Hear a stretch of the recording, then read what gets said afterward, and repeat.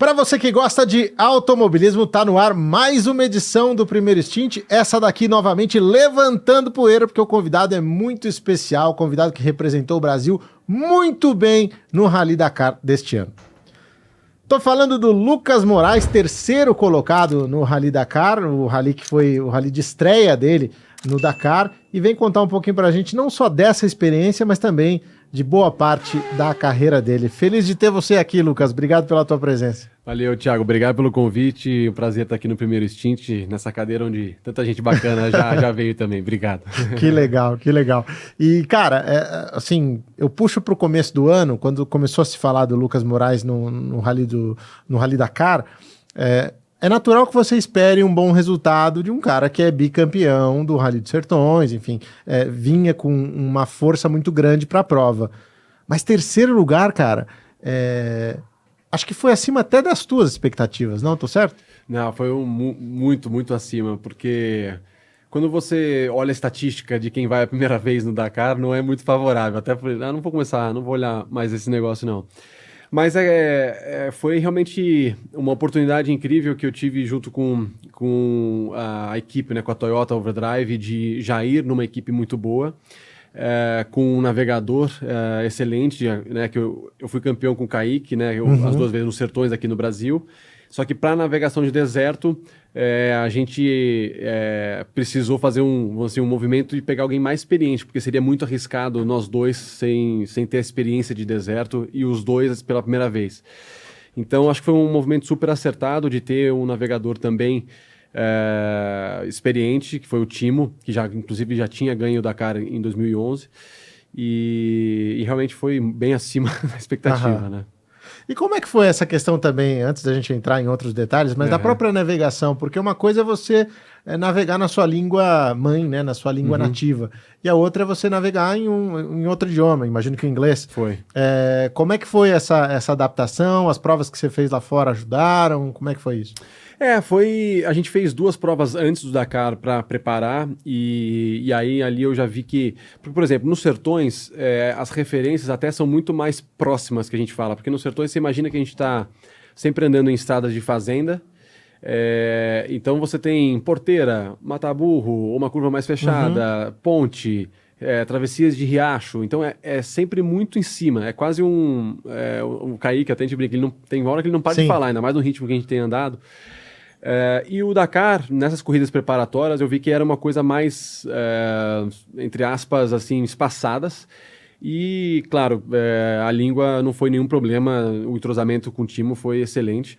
E só um momento de adaptação mesmo, ele também entendendo o que seria importante para eu ouvir, o que não precisa, como era a primeira vez dele navegando para um rookie como eu no Dakar. Então foi uma adaptação, mas super, super rápido. Quando é que começou a surgir esse planejamento de andar no Dakar? Quando é que você teve... eu acho que o sonho desde criança, né? Mas quando é que realmente isso começou a se materializar? Então, eu vou te falar que o sonho não é nem tanto, porque o meu pai, ele fez o Dakar em 2000, e ele fez, enfim, com uma equipe inferior, tal, e ele sofreu muito, assim, de chegar, tal, era ainda na África... acho que era um outro rally, na verdade. Hoje tudo evoluiu muito, inclusive o nível dos acampamentos, o antigo Paris Dakar, né? Exato, era bem raiz, usando aí o termos de hoje. E ele voltou, eu tinha 9, 10 anos, quando ele voltou do Dakar, ele falou, nossa, eu nunca mais vou fazer a prova na minha vida. Aí eu falei, pô, eu não sei se eu gosto muito desse Dakar não, mas quando a gente ganhou a primeira vez os Sertões, em 2019, foi o momento que eu comecei a olhar um pouco para fora do Brasil. Eu não tinha até então feito nenhuma prova fora, só local mesmo, Campeonato Brasileiro, Sertões. E aí depois do primeiro título eu falei, poxa, acho que é o natural do ser humano, né? Qual é a próxima? E claro que o Dakar começou a aparecer muito no meu radar. E aí finalmente esse ano a gente conseguiu viabilizar. Sim, e foi um sucesso. A gente estava conversando agora há pouco, antes de entrar no ar, com o seu assessor de imprensa também, Rodolfo Siqueira, relembrando nomes que estrearam lá e não tiveram o mesmo desempenho, né? E nomes gigantescos, Peter Hansel, Carlos Sainz, gente muito boa e que não teve o mesmo desempenho nesse início, né? Agora, como é que foi estrear no Dakar, né? Como é que foi conhecer os desafios ali logo de início? Você estava me falando que a intensidade é muito grande, né? Desde o começo. Como é que foi se adaptar a tudo isso rapidamente para poder aproveitar o máximo possível essa chance que você estava tendo ali? Não, se eu pudesse resumir em uma palavra, foi um choque. Eu tomei um choque na primeira especial e de perceber o ritmo que os ponteiros andavam no deserto. Como eu falei, nos sertões está sempre em estrada, a planilha é muito precisa, está sempre tá muito encaixado com a planilha, você sabe exatamente o que tem pela frente.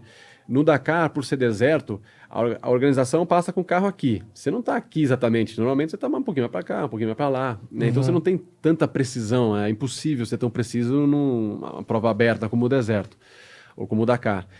Então eu diria que foi um choque assim a primeira impressão. Mas depois eu fui entendendo o ritmo sem assumir tanto risco, porque eu queria. O meu maior medo quando eu fui pro Dakar foi, eu não posso quebrar no primeiro dia, eu não posso bater no primeiro dia, porque todo o aprendizado vai por água abaixo. Sim.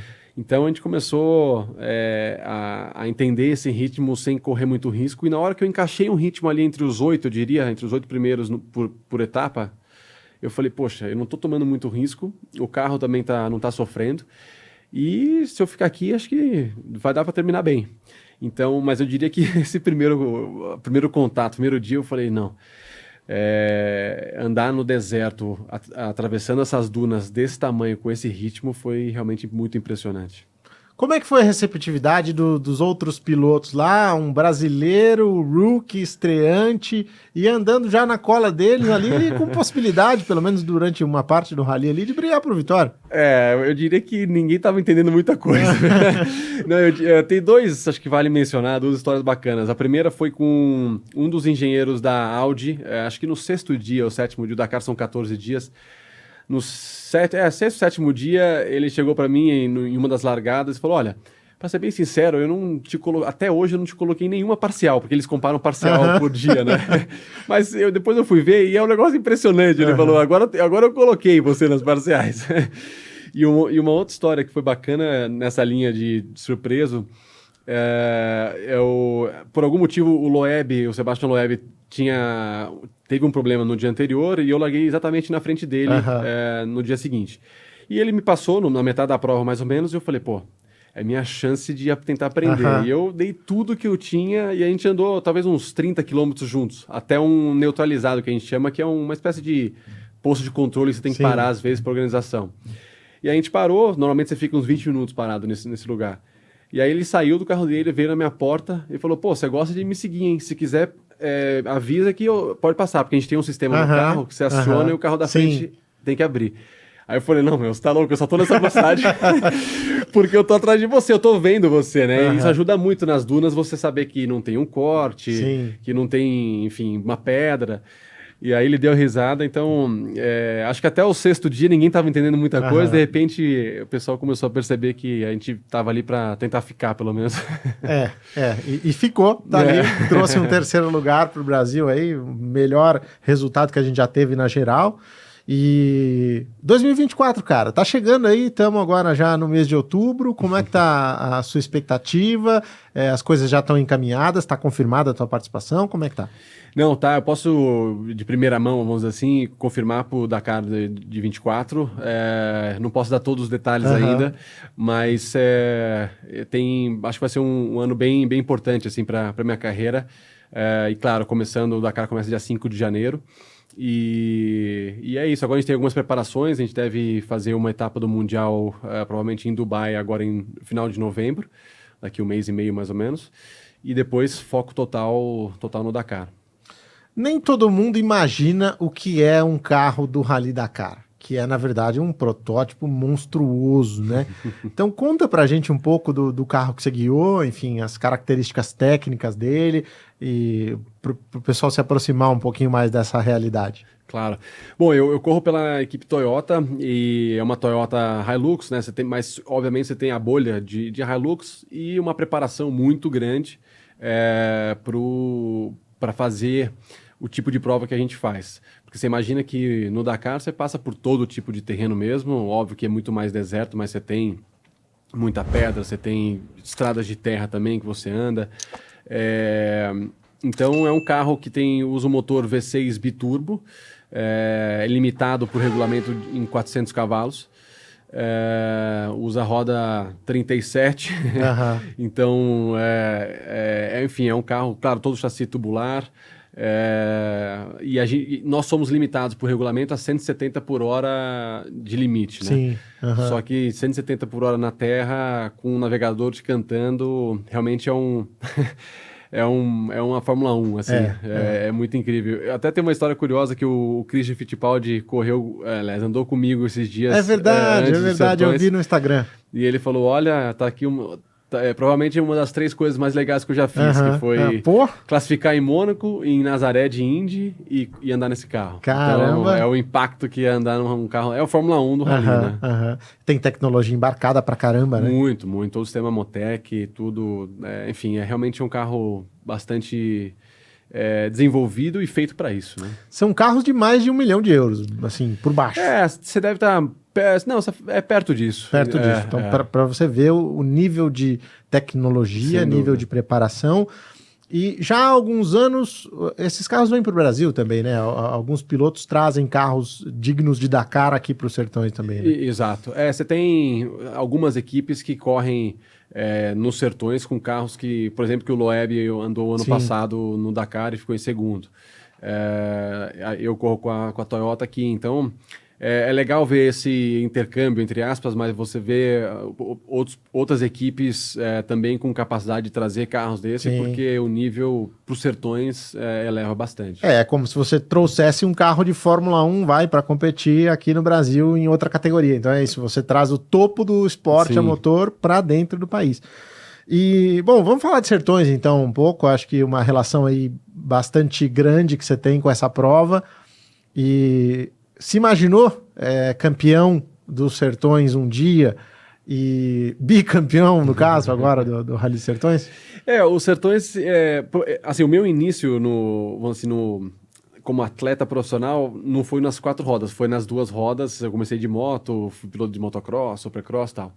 Aí eu migrei quando eu tinha meus 21 anos e claro que no Brasil o Sertões tá muito mais próximo, então todo mundo que corre de rally quer ir para os Sertões. Essa sempre foi você conversa com todos os pilotos que têm uma ambição assim grande, ir para os Sertões.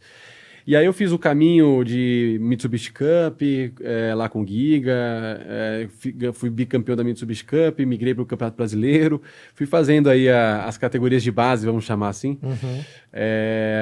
até que surgiu a oportunidade em 2018 fazer meu primeiro Sertões, que foi com um carro, não era para disputar na geral, mas um carro bom, um carro nacional até feito aqui, e aí fiz um quarto. E aí no ano seguinte eu tive a oportunidade de vir com um carro melhor para tentar disputar, e aí veio o primeiro título. Mais jovem vencedor da história. Foi. Tava com 29? Tava com 29, Não é tão jovem assim, mas pro Sertões, né? Você tem o Carlos Sainz andando com 60 anos da cara, né? E aí o segundo título veio agora em 2022, que foi uma edição super especial. Foi a maior, mais longa? A maior edição da história dos Sertões, foram 14 dias, 8.000 quilômetros. Foi a edição de 30 anos e também uma homenagem que o Sertões fez dos 200 anos da independência. Então, enfim, foi um sonho poder ter ganho em 2019, na minha segunda participação, e ter o bicampeonato nessa maior edição da história foi bem importante para nós. A prova foi criada pelo seu pai, né? Lá nos anos 90? Na verdade, foi criado pelo Dionísio, que é um rapaz que veio antes, né? Foi um empreendedor, vamos dizer assim, que desbravou primeiro. E meu pai era competidor. Ele fez, se eu não me engano, 3 ou 4 anos como competidor. Inicialmente de moto, é isso? De moto, isso. Aí depois ele fez uns 2, 3 anos de carro. E aí surgiu a oportunidade de ele virar sócio do evento. E aí ele foi crescendo a participação dele, ele foi realmente gostando muito do esporte, viu o potencial que tinha como negócio para crescer, e aí ficou 20 anos lá e transformou realmente, fez um trabalho incrível de colocar a marca Sertões e o evento Sertões como expoente aqui do off-road, né? E aí eu fico imaginando como é que foi dentro de casa a questão de ter um filho vencedor da prova que o pai, né, criou, ou pelo menos ajudou a desenvolver de forma tão intensa. Acho que foi um orgulho especial para a família, né? Você escrever seu nome lá como campeão. Ah, foi muito. E foi meio simbólico, porque o destino quis que no ano que ele vendeu os Sertões, foi o ano que eu ganhei a primeira vez, 2019. Sim. Então foi quase que Não dá para ninguém reclamar!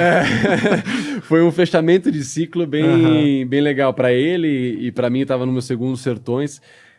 Foi muito emocionante, foi uma chegada... Acho que foi a primeira vez que o Sertões conseguiu fazer uma chegada ao vivo, até com helicóptero e tudo. Então foi um ano bem especial assim, para a família. E ele passar o bastão para uma nova gestão com o filho campeão foi bem especial. Assim. E em relação à sequência da tua carreira, ele é um cara que, por toda essa experiência no off-road aí, também até na questão do comercial, né, que foi tão importante para ele, para fazer os Sertões crescer, com patrocínios, enfim. Ele é um cara que te ajuda ou é mais uma relação pai e filho mesmo? Não, me ajuda muito, assim, especialmente durante os Sertões, que ele também corre hoje, né, então...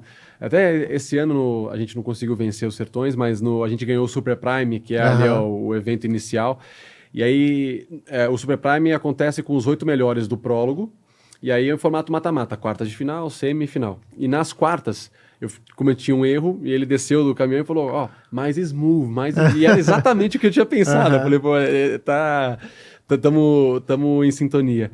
Então, quanto a isso, você está sempre me apoiando. Minha mãe também sempre entusiasmada com o esporte em si, sempre me incentivou muito. Eu sempre brinco com ela, porque eu comecei a andar de moto, né, com 4 anos de idade. E ela fala, eu sempre pergunto, como é que você deixava a gente andar de moto com 4 anos de idade? Eu que tenho uma filha de 4 anos. Mas enfim, eles estão sempre próximos. Bom, e por que o off-road? Claro que a resposta pode parecer óbvia, em função até dessa relação que a sua família tem com a prova, mas você nunca pensou no asfalto, nunca pensou em kart, em eventualmente seguir carreira no automobilismo com fórmula, turismo, etc? Não, assim, eu pensei, na verdade, em outros esportes. Como brasileiro, quando moleque eu fiz de tudo. Joguei tênis, joguei futebol, só que eu era muito ruim. E aí, a moto, por algum motivo, eu comecei a me entender melhor. Né? Como eu falei, comecei muito, muito pequeno. E aí, como eu comecei na moto já no motocross, supercross, fazia trilha com meu pai muito pequeno, a migração para as 4 rodas na terra foi mais natural. Sim. E eu acho que a moto também, normalmente quem sai da moto de terra e vai para um carro tem uma facilidade de aprender. Verdade. Porque acho que a moto tem um feeling assim muito, muito bom, te dá um feeling muito bom assim primeiro que você é o para-choque, quando você está dentro de um carro você se sente já mais protegido. Mas eu acho que a moto tem uma base muito boa para isso. Então foi meio que pela moto já foi mais fácil ir para os carros depois. Os próprios campeões do Dakar, né, mostram isso. Sim, o Peter Hans, exatamente. Nomes que começaram ali na moto, fizeram história na moto e foram para os carros. O Depré, que é um cara que eu tive a chance de acompanhar também aqui no Rally dos Sertões. A única edição que eu fiz, aliás, do Rally dos Sertões foi a que ele venceu em 2006. Exato. E um cara que também migrou para os carros depois, enfim. E depois voltou para a moto, né? Não teve isso? Não, ele continua. Não, ele continua. Por exemplo, quando o Alonso correu o Dakar em 2020, eles pegaram o navegador dele, foi o Mark Coma.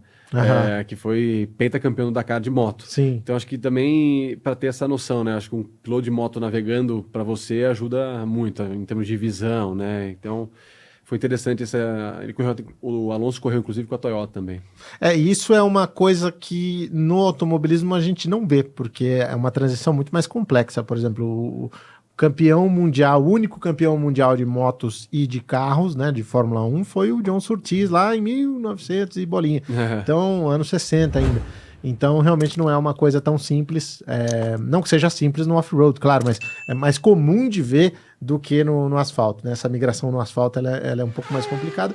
Embora a gente tenha tido promessas aí como Valentino Rossi, caras que testaram e andaram bem, e por outros motivos não tiveram sequência. O próprio Loeb andou bem de Fórmula 1, aliás. O Loeb tem uma história interessante, que ele andou muito bem, e na época a FIA ainda era muito, muito fechada a novidades, enfim, qualquer interferência ali no projeto, especialmente Bernie Eccleston e Max Mosley ali, e eles negaram a superlicença dele. Caramba. Então a Toro Rosso queria contar com o Loeb, depois dos testes que ele fez, e a FIA não deixou. Então, curiosidades aí que a gente interessante. traz aqui no programa também. Boa. Bom, você falou um pouquinho do seu início de carreira lá na Mitsubishi Cup. Queria saber mais a respeito dessa passagem. Eu tenho para mim que a Mitsubishi Cup hoje ainda é um grande celeiro, né, de talentos. A gente vê tanta gente que começa lá e vem pro off-road, enfim, para as provas cross-country, enfim, e com sucesso. O quanto essa passagem te preparou para os desafios que viriam na sequência? Não, foi muito importante, total, assim, influência, porque a gente começou na categoria de base da Mitsubishi Cup, e foi muito importante porque foi o primeiro campeonato que eu tive o Kaique do meu lado, que depois a gente veio ganhar os 2 Sertões juntos, e a gente foi um momento que a gente afinou muito a comunicação, a minha interpretação do que ele tinha que cantar, né, como a gente fala dentro do carro. E é muito competitivo, porque você faz... O formato é muito legal, porque você faz 3 voltas de 30 km cada uma. A gente brinca, você para de respirar na largada, solta na chegada, porque 30 km passa assim, e é tudo muito perto. Então te faz ter uma precisão muito grande, e essa afinação piloto-navegador. Então, eu diria que realmente foi uma escola perfeita para o que eu precisava ali, porque é muito competitivo. E claro, depois a gente conseguiu ganhar o título na categoria principal, na RS, e foi uma escola bem importante. Como você falou, se você pega os grandes pilotos assim que ganharam os Sertões depois, todos andaram de Mitsubishi Cup, desde Maurício Neves, o próprio Giga, claro, os irmãos Baumgartz, enfim, você tem vários pilotos que passaram, o Varela, que passaram pela Cup e foram ser campeões depois dos Sertões. Depois você partiu para o Brasileiro Cross Country e também ganhou o campeonato lá, né? Exato, foi até meio concomitante, assim, eu fiz uma temporada só de Mitsubishi Cup, depois eu já, no segundo ano, fiz os 2, já o Brasileiro e a Cup, aí depois já fiquei nos Sertões, no Brasileiro, e que também é uma escola legal, porque você pega provas com formato maior, você pega um RN 1500, por exemplo, que são 5 dias de prova, você já pega um mini Sertões ao longo do campeonato, que acho que é uma escadinha que faz muito sentido para você poder chegar nos Sertões mais bem preparado, sabe? Aí vieram 2 vitórias nos Sertões, a participação no Dakar, e eu queria que você fizesse, ou tentasse traçar, uma comparação entre os 2 eventos aí. Quais são os principais desafios de se disputar um Rally dos Sertões e brigar para ganhar? E o mesmo para o Dakar. Quais são os grandes desafios ali e o que muda, né? O que você tem de ter a mais para poder brigar lá na frente? Olha, eu acho que os Sertões, em termos de organização, começando pela organização, acho que não deixa nada a desejar assim, para o Dakar. Eu acho que, em termos técnicos, a prova é muito bem organizada, você tem muita segurança, as equipes técnicas fazem um trabalho incrível. As técnicas são as equipes que fecham as especiais, porque você imagina, a gente roda 300 km numa fazenda e está tudo fechado só para a gente. Eles têm que controlar tudo. Então, é um trabalho muito impressionante. E os Sertões, como eu falei no começo, tem essa característica de estar sempre andando em estradas.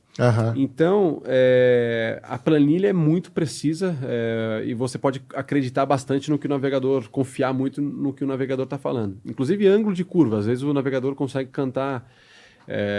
Um exemplo seria uma esquerda 4, por exemplo. Seria uma esquerda quase flat. Eu estou provavelmente em quarta marcha, né? Ele está cantando o grau para mim. E então você tem muito muito rápido e sempre em estrada. O desafio do Dakar que eu senti realmente o deserto é muito difícil de andar. Você ser rápido em duna, eu demorei um tempo para você entender que você precisa atacar a duna também, né? Você pilotar, frear lá dentro, subir, do que só um passeio de bug, como a gente vê assim. Realmente é uma corrida no deserto, é um ritmo muito intenso, só que o deserto ele é muito traiçoeiro. Sim. Porque até mesmo nesse ano, você teve o Carlos Sainz e o Peter Hansel, os dois vararam a mesma duna, um do lado do outro. Os dois não viram que era um corte, né, de duna e quebraram o carro. Os Acho dois que o no mesmo Alonso lugar. capotou quando disputou também numa duna. Exato.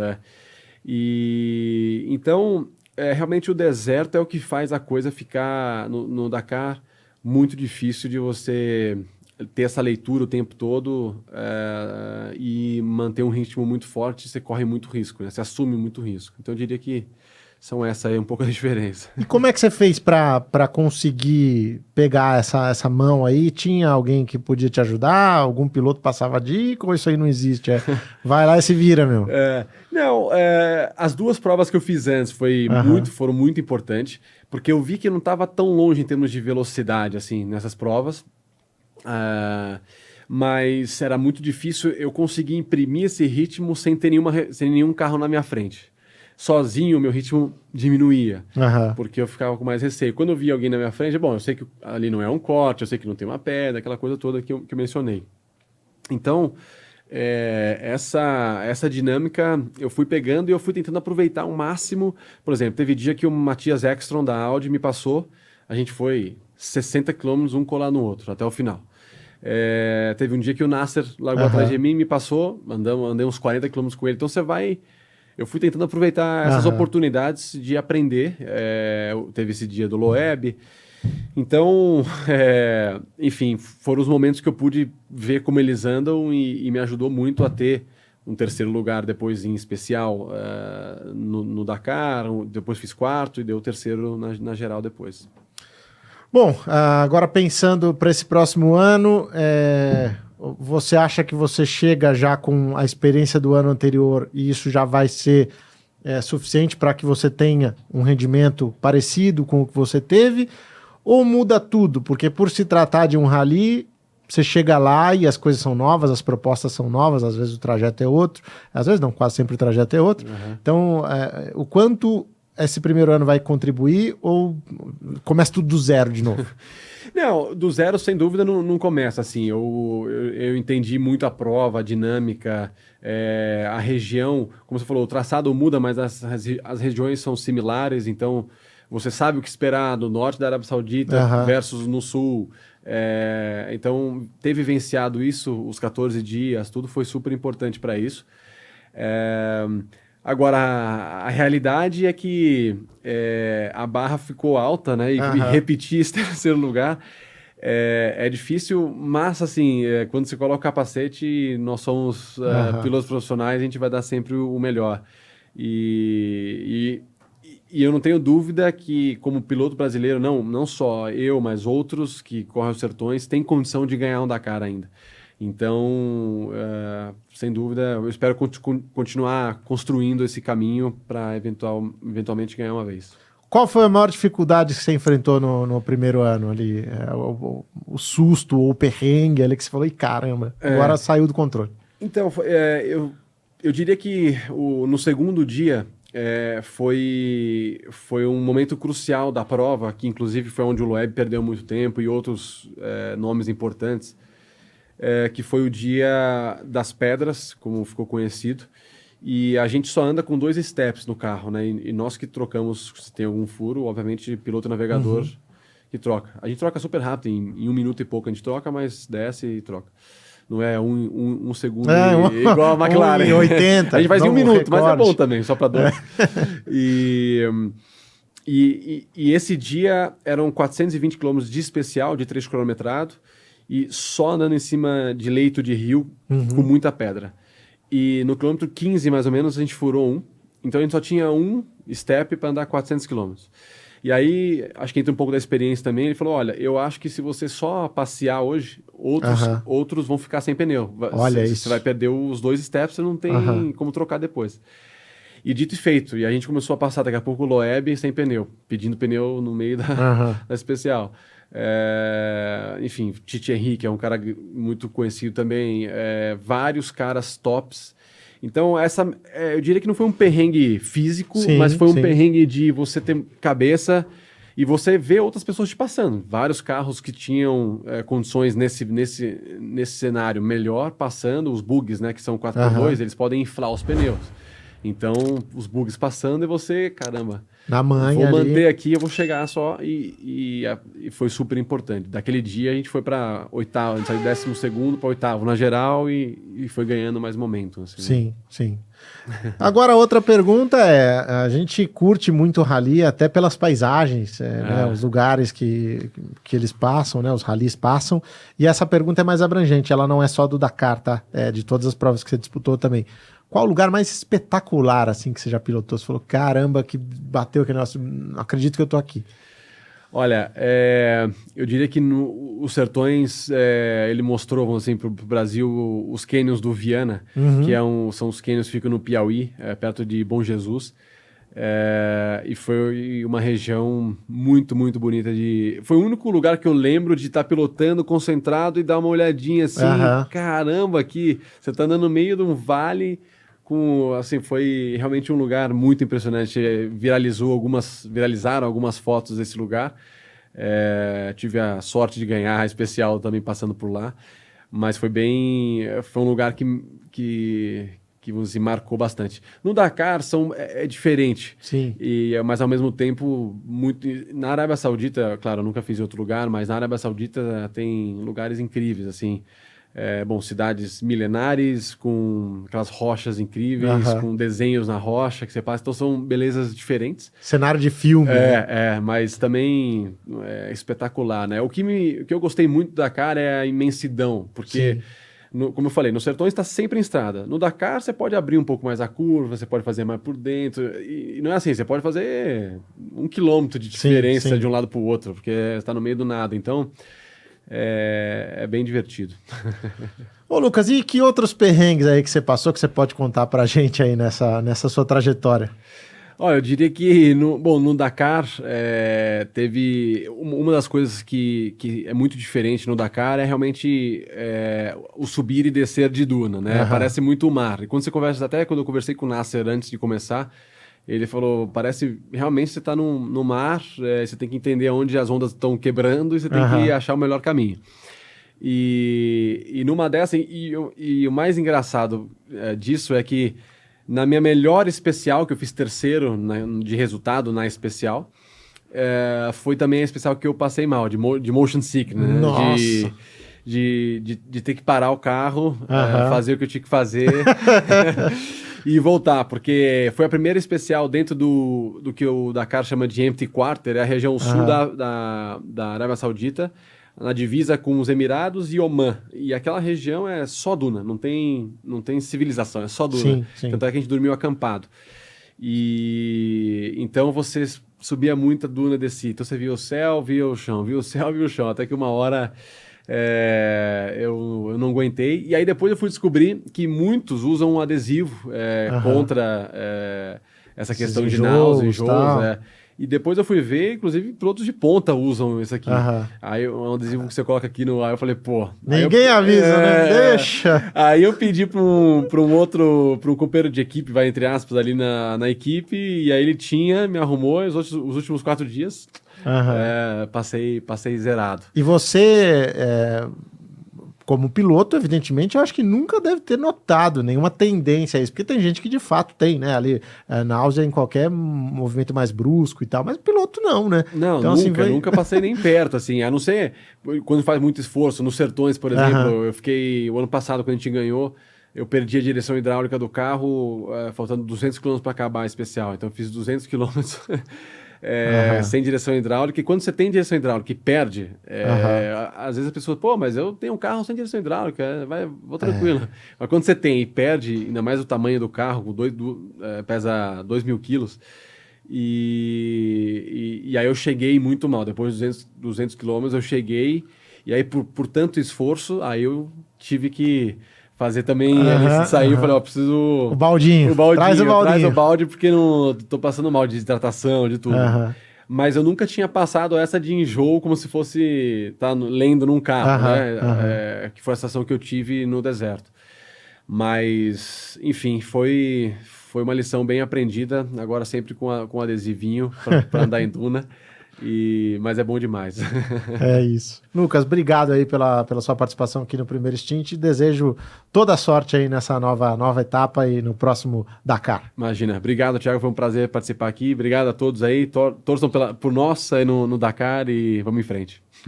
É isso, meus amigos. Se vocês gostaram, deixem aí o like. Se vocês tiverem alguma pergunta, alguma coisa aí em relação ao Dakar para o próprio Lucas, pode postar também aí que eu encaminho para ele, para a assessoria dele. E mais importante de tudo aí, inscrevam-se no canal. Isso é fundamental para a gente atingir a nossa meta de 50 mil inscritos, tá bom? Da minha parte, um grande abraço e até a próxima. Tchau!